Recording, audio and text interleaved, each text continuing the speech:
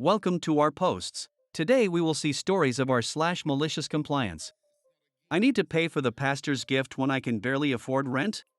Fine, then get your own computer. This happened several years ago back when I was part of a Christian cult church and in leadership. Also, I'm writing this on mobile, so sorry if it looks funky. Anyways, onto the story. Back when I was 22 and a impressionable young adult, I was part of the media team for this church. We were responsible for creating videos and flyers as well as posting on social media and taking pictures, etc. This was volunteer work, but the pastor, we'll call him Pastor Corruption, was an anal, cold-hearted dictator of the religious institution who would often give us last-minute projects that would keep us up all night in order to make a video to play during service the next day. We averaged 3 to 5 hours of sleep per night, but this was while I was in school, so during this time, in order to stay on top of my homework and other projects, I would average closer to 2 to 3 hours per night, and to be honest, I'm not sure how I survived with only having occasional bouts of suicidal ideation and paranoia or delusions. Pastor Corruption loved money. He had a giant, 6-bedroom house for himself and his wife, only complete with heated driveways and the latest model Cadillac which sat atop of said driveway. The church building itself was overinflated, which sat close to 1,000 but maybe had a congregation of only 400 or so. More than Pastor Corruption loved money, he loved other people's money. 70% of the sermons were regarding how you needed to give the shirt off your back to the church or else you didn't love God and were going to hell, which is ironic considering that their accountant had been caught embezzling funds in the past. This went beyond tithes, which was 10% of what you make, and included pledges, fundraisers, giving for church events, and going to retreats that made a profit from the attendees. Pastor Corruption and his pack of goons, aka associate pastors, who also shamed you for not giving money and being poor, would openly brag about how God blessed them after these rounds of extortion. Well, one day, it is near Pastor Corruption's birthday, and his pack of goons decided that the pastor's car from last year's model was too old and he needed a brand new car. They took a pledge from all the ministry departments to pay for said car. The minimum pledge you were allowed to make was $300, and the media team was no exception. Me, being a broke college kid with a minimum wage part-time job, decided that was impossible and I just wasn't going to pledge anything. This led to several hour-long lectures and shaming sessions about how I was seen as a leader. I wasn't seen at all since I was always working behind the scenes, lol, and I needed to set an example. Finally, I got fed up and worn down to the point I confessed that I couldn't pledge because that would be taking all my rent money. I lived with some other leaders from the church at the time and shared a room with another girl. $300 doesn't seem like a lot now, but at the time, for not even having my own space or a place for my bed, this was highway robbery, especially for a broke college kid. A girl who lived with me, who also was lecturing me, told me just pledge the money anyway and I can pay rent later. Welp, I was coerced into giving the $300 for Pastor Corruption's stupid car, and now he had 2 brand new Cadillacs sitting in his heated driveway. 3 days after rent was due, the girl who lectured me about pledging comes up and asks me for the rent money. The conversation basically goes like this: I don't have it yet. What do you mean you don't have it? I gave you 3 extra days to figure out something. What am I supposed to do? Pull it out of thin air? Maybe you should be more responsible with your spending. I have spent $2.16 on myself in the last 3 weeks, and it was to get a coffee so I don't crash my car while driving because of a lack of sleep. I'll give you until the end of this week, but you can't expect us to cover you any longer than that. You are being extremely selfish. Now, on top of worrying about juggling projects between school and the church, I need to worry about not getting evicted. Then I come up with a plan: I'll just pawn my laptop. My laptop was brand new, since it had just come out recently, and I decided to splurge and buy the latest model when my last 6-year-old laptop took a dump on me a few months before. I used it for schoolwork, but they had labs I could use on campus that would help me get by.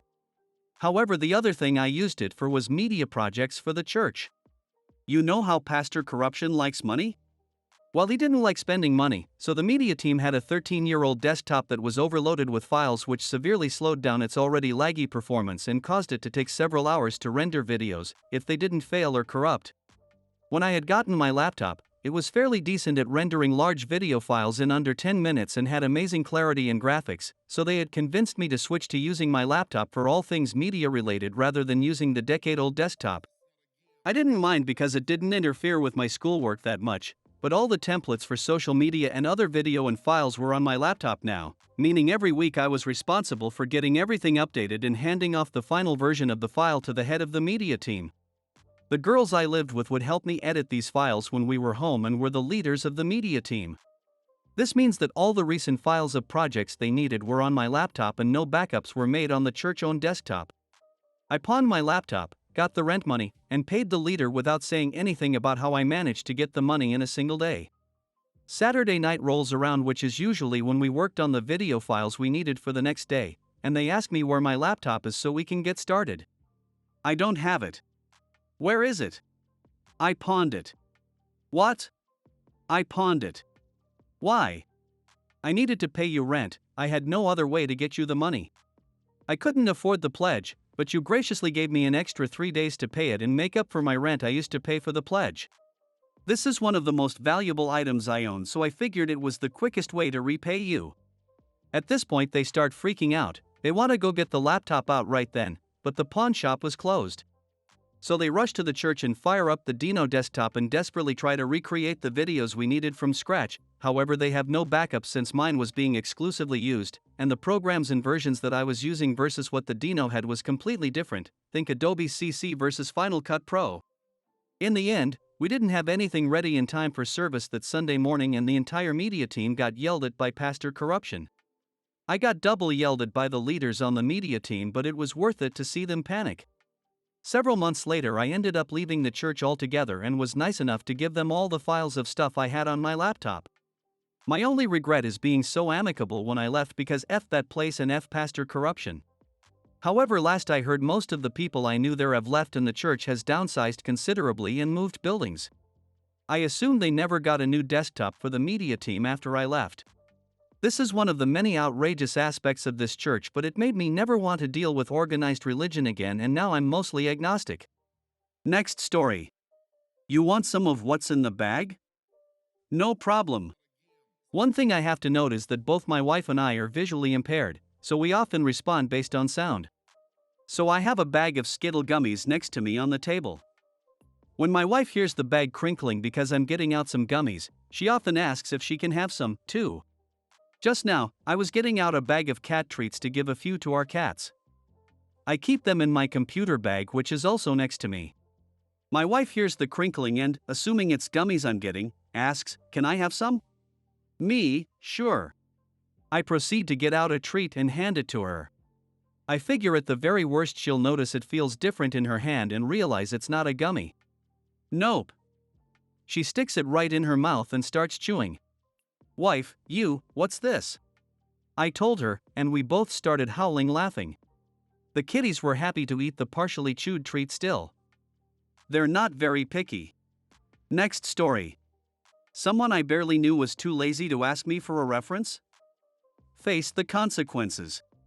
This happened a few years ago. I received a phone call from an HR person from a staffing agency I almost worked for at one point. That's another funny story for another day. I got through the greetings and small talk and got down to business. HR, I have a person you know applying for a job with one of our customers. Me, sort of confused, no one gave me a heads up.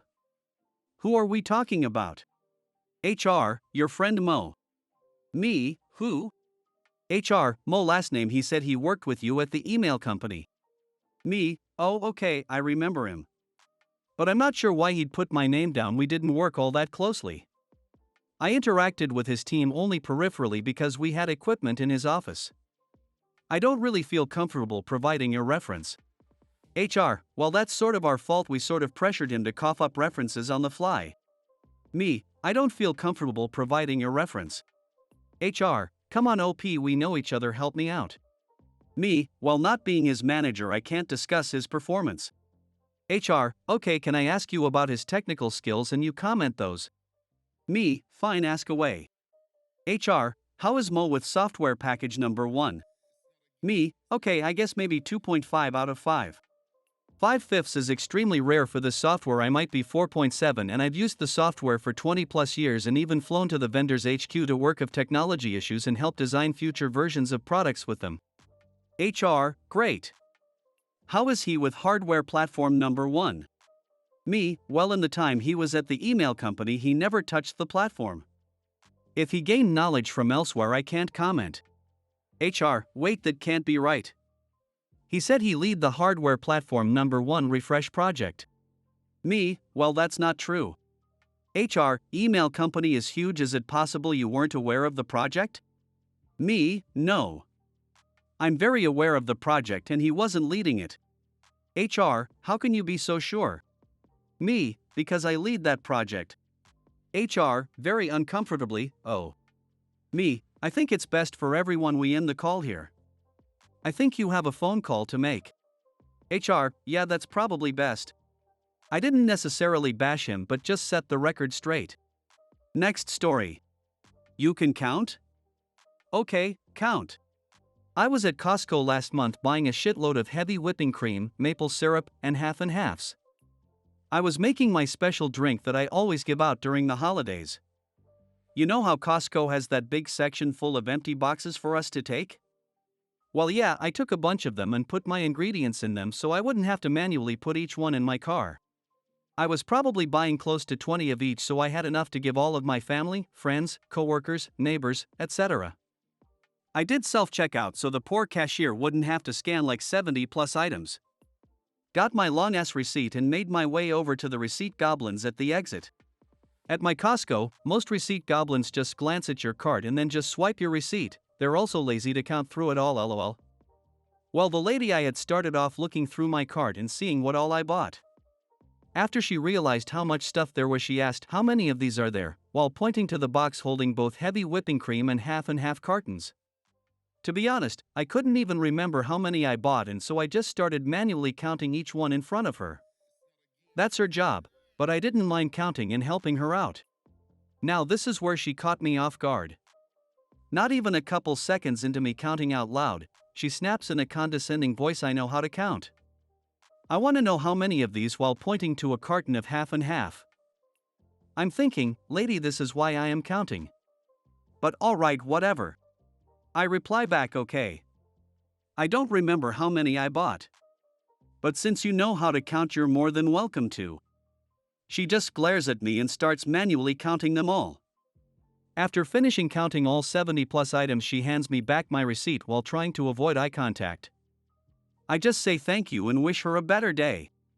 I hope you guys like this video. If you did, make sure like, comment, share and subscribe the channel or posts.